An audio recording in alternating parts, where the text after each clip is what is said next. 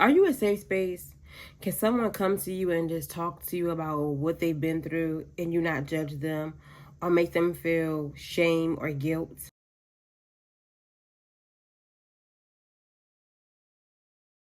Hey, it's Everything Others. If you're new here, welcome. If you're a returning subscriber, hey, uplifters. I always talk about safe space. Why? Because I did not have a safe space. So this is very important to me. And I feel like for anybody that has been through anything in life, it doesn't have to be trauma or abuse. Everyone needs a safe space and everyone deserves a safe space. If you victim blame and shame as say survivors or any survivor of any abuse, you are not a safe space. Let's get that clear.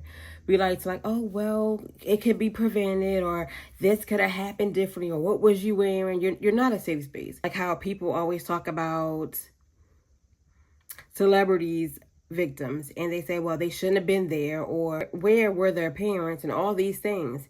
That is a form of victim blaming and shaming, and we don't do that. Are you educated in different forms of abuse, and do you know the signs? What I mean by that is a lot of times we might think things are one way and they're really not, and we just think that it's one way to abuse someone. I'm going to just use this as an example. A man abusing a little girl. That's the only abuse that a lot of us know. And it's not, that is just one of so many forms of SA. What about the 30-year-old that's dating a 17-year-old, or he just turned 18? He's mature for his age. Shouldn't have been in a grown woman's face, or the same for young girls. Or she shouldn't have been in a grown man's face. That's what no, because it seems like we don't get it until it knocks at our front door. And why must we even go through it to empathize with other people that has been traumatized and victimized by people? If you can bash a survivor that you may not know, how would you react to someone you do know? How would you handle it? What would you say? What would you do?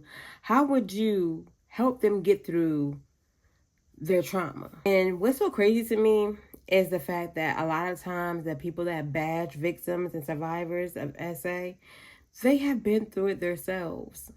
And I can't even explain the feeling that I get from knowing that someone has dealt with trauma, but then you're bashing the next person because you're projecting and you feel anger from your trauma not being handled correctly.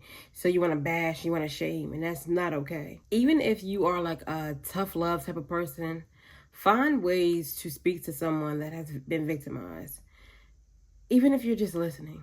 Listening is a safe space. Like, that's being a safe space. Just letting somebody vent and get every emotion out, and then asking them, like, hey, would you want some advice? Or what can we do to help you? What can we do to help you start living again?